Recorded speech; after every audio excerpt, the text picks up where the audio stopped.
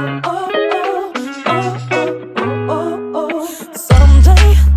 you're gonna realize what you lost in me. No way you're gonna keep me insecure. When the sun comes up, but your lights go out, who's gonna figure it out?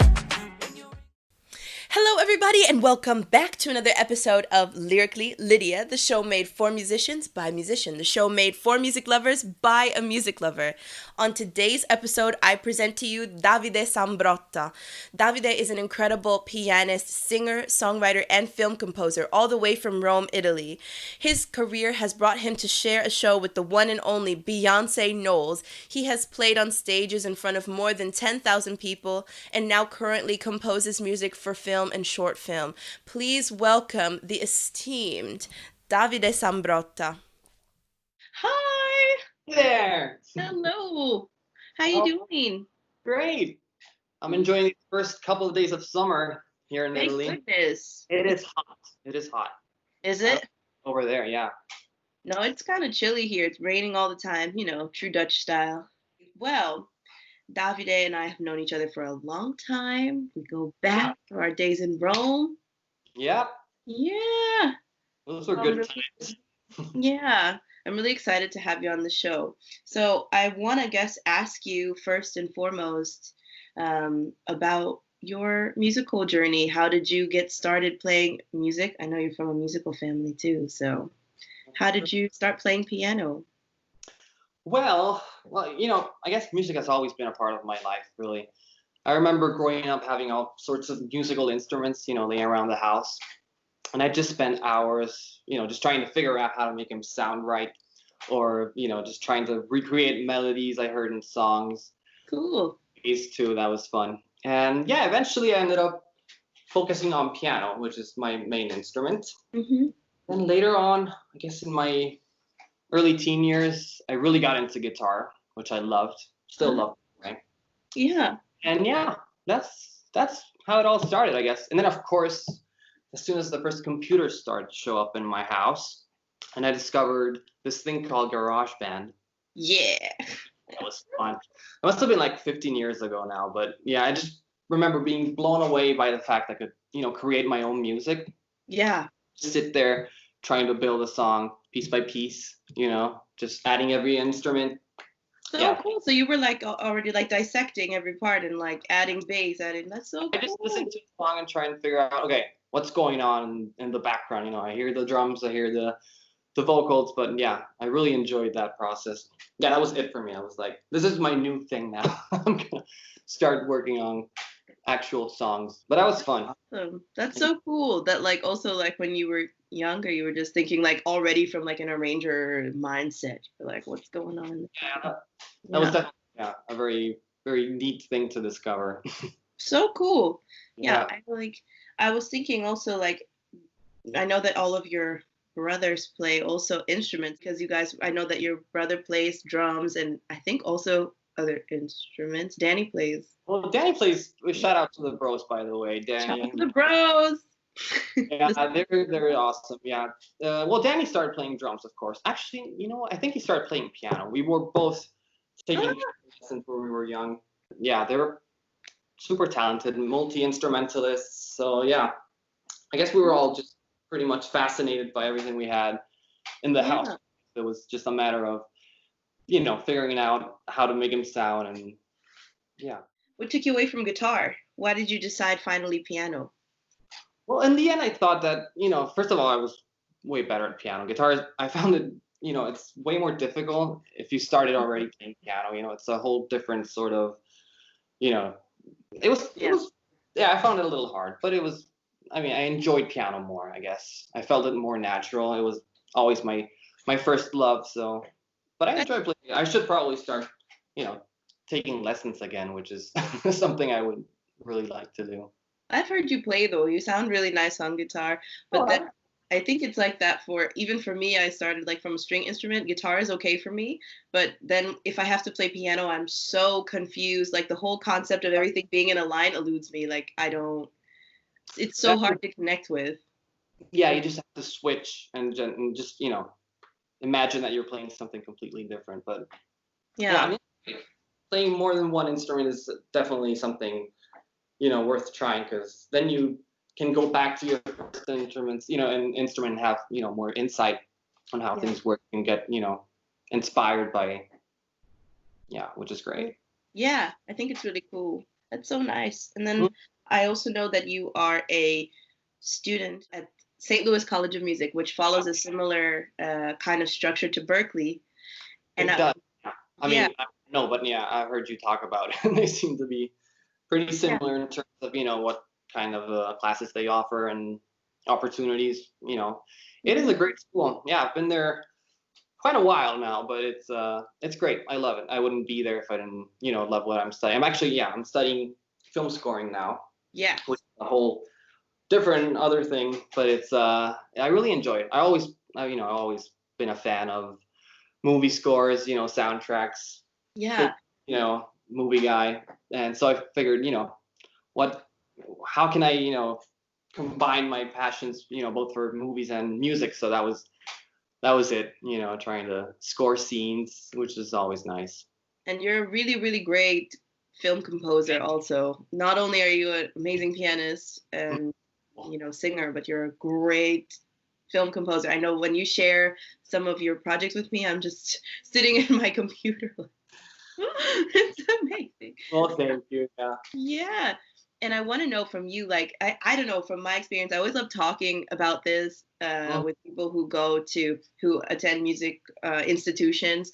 How did you find the environment being around so many musicians? And there's so much kind of like competitive energy and everything like that. Everybody's kind of trying to show themselves off, do their thing. And you are actually completely the opposite of that type of energy. You're so giving, you're so kind, and you're such a great collaborative musician, but also so accomplished yet humble. How do you find yourself in a mix like that? Right. Well, yeah, it was never about the competition aspect of it. I mean, honestly, all the musician and friends I have now, I met at St. Louis, which was, it was great. Yeah. I met some really, really great people. And yeah, there was never that, competitive spirit between us. It was always, oh, cool. I love the way you're playing that song. What are you doing there? How are you like getting that sound out of the bass or the drums, So it was always like we were picking at each other, trying to, it was honestly a great experience. I mean, that's amazing. Really. And I'm sure Berkeley was the same for you, It was about the people you were with, Totally. Yeah. And then, of course, out of St. Louis, out of, university, then we started, building up a series of really neat projects, one of which you were part of, remember those days? Yeah, I remember those days. So Lydia and I were in this project for the opening of a new cool place in Rome called Alcazar. And we were part of the band that was playing there every weekend. We were doing, I think, 3 shows a week at the beginning. Yeah. It was such an ideal situation too. It was. I mean, It was so cool. Yeah, we were doing pretty cool shows, I mean, it's not that easy to have that kind of situation in Rome, especially. I mean, there's not a lot of places where you can do that kind of shows. Mm-hmm. But you play in quite a bit of, you play in so many really beautiful places and so many beautiful venues. How would you say you really started playing around in Rome, and also now you travel throughout Italy?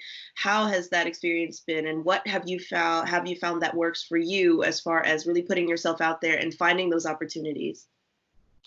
Well, I mean, yeah, I have played all over Italy now. I mean, you see a lot of beautiful places. I mean, it is hard to actually get to that place if you're a musician in Rome. It's always about, connections and knowing the right people, and just seizing the opportunity and finding yourself at the right place at the right time. But yeah, I do find that it's it's great to be able to travel, doing what you love, which is the best part of it. I mean, I've seen a lot of beautiful places, playing, which is awesome. And yeah, I think Rome could have a little more places, for young musicians to start jamming. But the music scene has really changed in the last 5 or 6 years. I mean, since I moved here. So I feel like, yeah, it definitely helped me, getting out there, just going to jams and just throwing yourself out there and trying to make new friends, and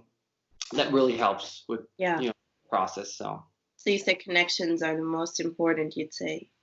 I think so. I mean, yeah. I mean, most of my connections I had from, of course, from college, from St. Louis. But yeah, but it's also about if you're not interested in a university program, then yeah, you just go out there, play, see who's performing that night. You just go. Yeah, play around and network and everything. Yeah, that's the whole thing. It all focuses around finding yourself amongst other musicians who can give you work, which is what we all want. So. Well, I want to know, you are now premiering a new song. I am actually, yeah. Yeah? And it's kind of, correct me if I'm wrong, but it's your debut as a singer. It kind of is actually. Well, not exactly. Wait. Okay. I don't know if you even know this, but I had a band like way back, I guess like 10 years ago. Yeah. I did not know this. You didn't know this? Yeah, right. Okay. I keep it to myself. But no, I was the lead singer in a band. We were young. It was, my high school buddies.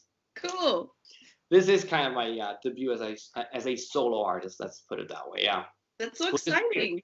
Yeah. I mean, I honestly don't know where this is going. I haven't written a song in years now, so mostly because I've been working, on instrumental music for the past couple of years, writing scores or, stuff like that. But in these last couple of months, with all the chaos and craziness, I just felt the need to just sit at the piano, and I felt inspired, and the song came to life. Yeah.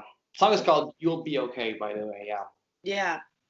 Oh, great. Yeah. It's a song about, overcoming hard times in your life.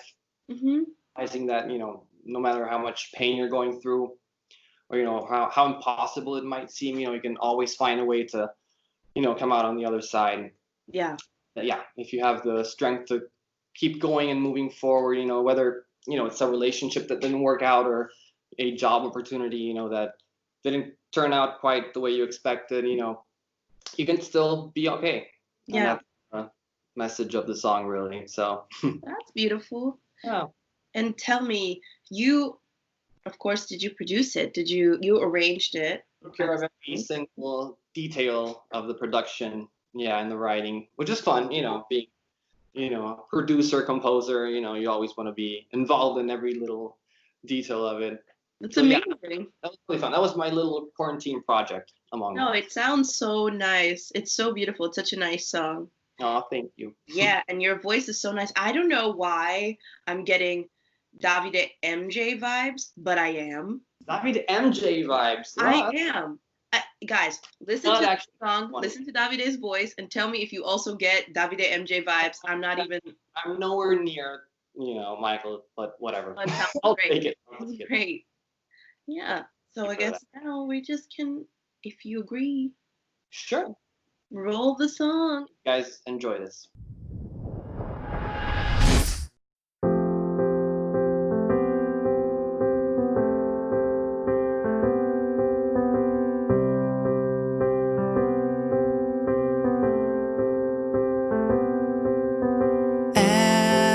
Everyone wants to be somebody else,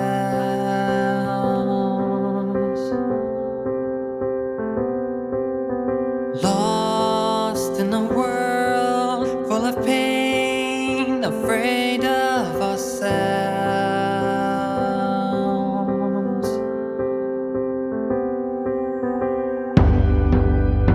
You tried to hide the feelings in your heart, holding them close to keep from falling apart, struggling to stop your mask from slipping down.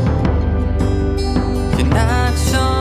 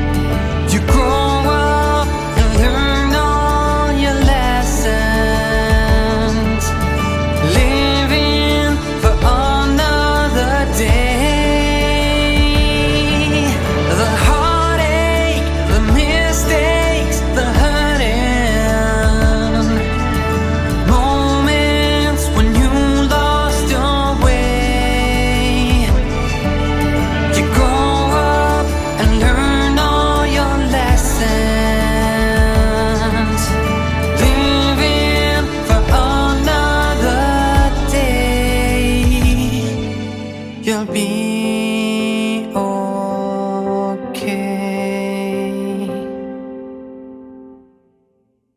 That was so cool. It was beautiful.